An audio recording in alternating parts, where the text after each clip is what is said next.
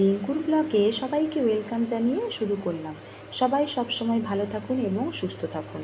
আর এটা আমার হচ্ছে ফার্স্ট ব্লগ। আজ আমি ফার্স্ট ব্লগ শুরু করলাম। এর আগে আমি কোনোদিনও ব্লগ করিনি, বাট ব্লগ না করলেও ব্লগ দেখতে আমার খুব পছন্দ।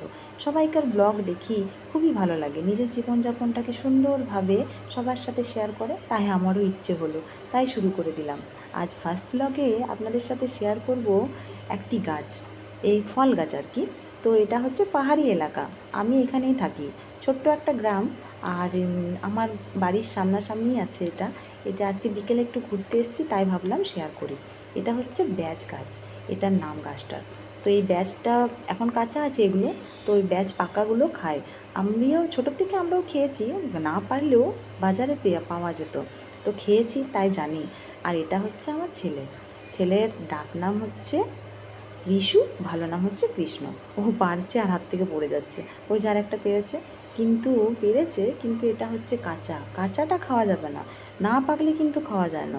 ভেতরে বেশ কয়েকটা বীজ থাকে, আর পাকলে পুরো ব্রাউন কালারের হয়, সুন্দর দেখতে হয় ছোট ছোট।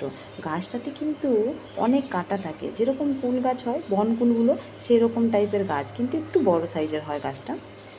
বনকুল তো ছোটো ছোটো গাছ হয়, এটা একটু বড় সাইজের হয়, পাকলে কিন্তু খুবই সুন্দর লাগে। আপনাদেরকে আজকে দেখাবো যদি পাওয়া যায়। ওই যে রিশুর পাপা গেছে ওইখানে পারছে, মনে হচ্ছে পাওয়া পাওয়া যাবে আর কি। ওই যে পেরে দিচ্ছে ছেলের হাতে, চলুন দেখি যদি পাওয়া যায় তো আপনাদের সাথে শেয়ার করব। আর ওই যে ছেলেকে আমি জিজ্ঞাসা করছিলাম আর কি, যে ছেলে পেয়েছে কি না। তো আমাকে বলছে, মা পেয়েছি, দাঁড়াও কয়েকটা পারি তোমাকে দেখাচ্ছি। ওই যে ওর পাপা পেরে দিচ্ছে আর ও হাতে করে নিচ্ছে।